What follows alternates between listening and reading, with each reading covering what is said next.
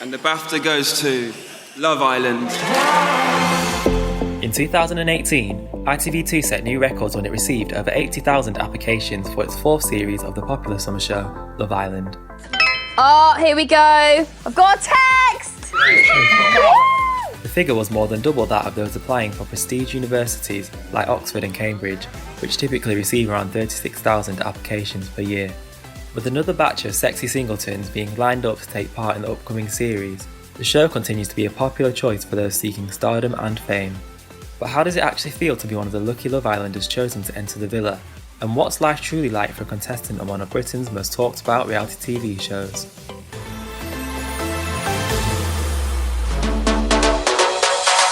Hi, I'm Savanna Darnell. I was a contestant on Love Island Series 4.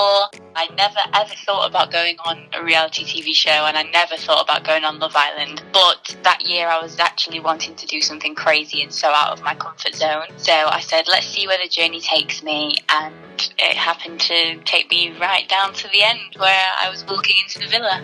Savanna was part of the famous Casa Amor twist in 2018, which saw a bunch of new bombshells dropped into the Love Island villa to try and tempt the original islanders away from their current partners.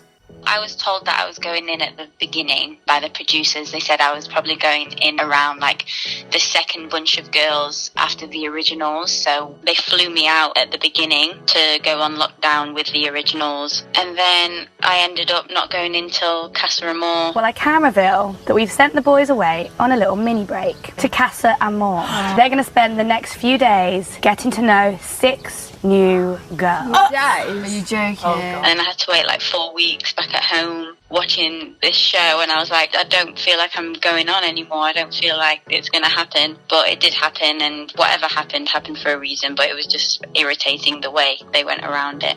Casa Amor is sometimes criticised for trying to fit too much into the episodes at once, which can often lead to new arrivals getting less airtime in the edit than those who have been there since the start of the series. This was a problem that Savanna encountered during her time on the show. I was disappointed at the beginning, to be honest, about my screen time. I feel like Casa Amor is a big disadvantage. Just people don't have the full time to see your personality, what you're like. But yeah, at the beginning it was rubbish to see that I hardly got shown, and I was like, but I did this, I did that, and I was speaking to this guy, and this happened, and you just didn't see anything, and I find that crazy. The programme was also being accused of putting too much pressure on its contestants to look a certain way and creating unrealistic beauty standards for its viewers. I didn't feel any pressure. I was very, very nervous, but I wouldn't call it pressure. I'd say it was just nerves, and I was scared to be on national TV. To be honest, yeah, I did feel like I had to look a certain way before I went in. Like I was like, I need to lose weight, I need to look like this, I need my eyelashes done, I need my nails done. But I think also that's me as well. Like I wanted to look good, not just because like, oh, these unreal girls. But I do think they do choose very, very attractive people on that show. So it is a bit of a high standards. You're like, oh God, what are the other girls going to look like?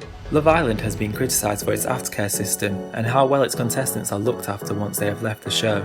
There was aftercare there, it was available. I think at the time I was in denial that I needed aftercare. I didn't think that I needed therapy, I didn't think that I needed anything, but I really should have gone with the therapist and spoken about everything because I did need help after it. There's a lot of trolls that go to my appearance and just write tweets about people's appearances and hair and body and face. But the aftercare is there. I just think that people should use it. Despite her lack of airtime and short stay in the villa, Savanna still receives some of the perks that most Love Island contestants experience once their time on the show ends. I got a lot of free clothes and free gym gear, and it was crazy. Like as soon as I came back home, my mum was always opening the door and there was another package, and I was having to do loads of Instagram stories and Instagram posts and Pretty Little Thing and Boohoo. I was like, oh my God, I'm getting clothes for free. Like I never thought this would happen. It was a bit crazy actually, because obviously I wasn't on it for that long, so I didn't expect people to be recognising me and seeing me and being like, Savanna, oh my God, it's Savanna. But that all happened and I found it crazy. So yeah, it was a very different world.